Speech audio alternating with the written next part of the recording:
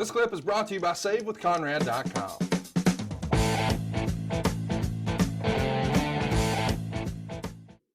Tully's dad, the quarterback of that team, Joe Blanchard, ran Southwest Championship Wrestling in Texas. He would often come to the games, of course, to see Tully play. And towards the end of Tito's junior year, they started talking to him about becoming a professional wrestler.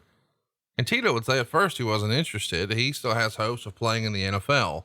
And Tito did wind up getting signed by the Kansas City Chiefs, but he's released in training camp. He plays a season for the BC Lions of the Canadian Football League, and he appeared in 13 regular season games. And when it doesn't seem like football is the future, he decides, hey, let's take up Joe and Tully on their offer and become a professional wrestler. Did you ever talk to Tito about his football hopes?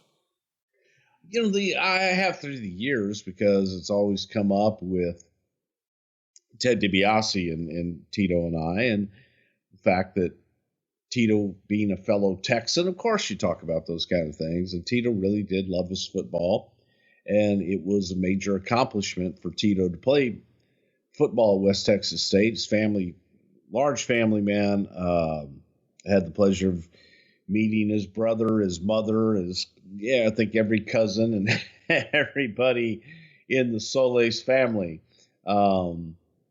But yeah, it was a lot of fun, and those were fun years. And you add on top of it the Terry Funk and Dory Funk connection to it, and that makes it even cooler, man.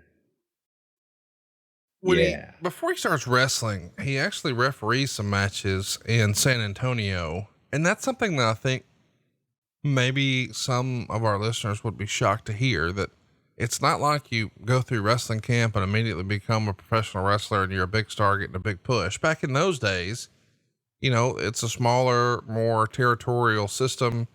You're just looking for guys to sort of lend a hand. So you've often talked about selling posters, and some guys would do ring announcing. JR used to be a referee. And I mean, guys wore different hats, whether it was driving the trucks or selling gimmicks or putting up the ring. And Tito finds himself as a referee. Talk to me about, how maybe that changed over the years, but why it was really a good thing to learn how to wear multiple hats in the business. Breaking into the business in general was tough, so you had to find a way in, any way in. And a lot of times during your training, if you have someone that is connected to the office and is connected to the promotion, that you learn in the ring as a referee. And it's just another part of your training, because contrary to popular belief, in a singles match, there are actually 3 people in that ring. The 2 guys working the match and the referee. Right. And if you realize that and you use your referee and work with them, the referee can make or break a good and bad match. So to be able to learn first at the first step to come in and be a referee and work with your opponent and learn how to be utilized.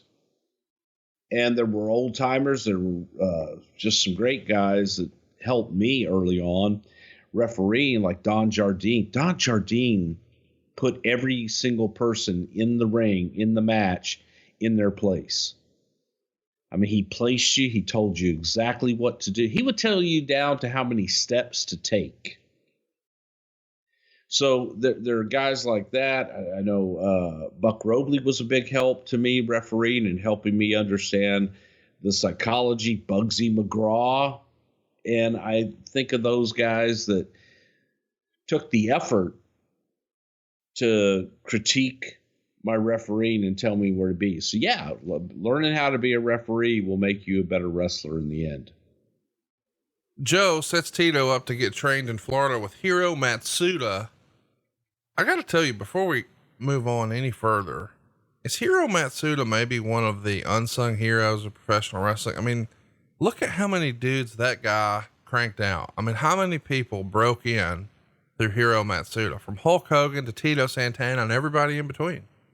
Yeah, and you had to be tough as shit to make it through Hiro's training course, because Hiro came from a different background in Japan, where you learned the real way and then you learned how to work. So you learned how to apply all the holds. You learned why you applied the holds and how to sell the damn thing. So he had a very basic training regiment, but a good one. He taught the fundamentals and taught them well. Double tough son of a bitch. And Hiro also had the connection back to Japan as well. And before Hiro, there was Duke Kemuka and guys like that had started in Florida and I don't know if they started in Florida, but they wound up with their home base being in Florida and being able to be that conduit to Eddie Graham, to wrestling, Japan, and a good fundamental set of skills. Hey, it's Conrad Thompson. Thanks for checking out the podcast here on YouTube. Be sure to hit the subscribe button and the notifications bell so you get a notice anytime we upload some new content. And go save yourself some money right now. If you're in a 30-year loan or you have credit card debt, it's not a matter of if I can save you money. It's a matter of how much. Find out right now for free at SaveWithConrad.com.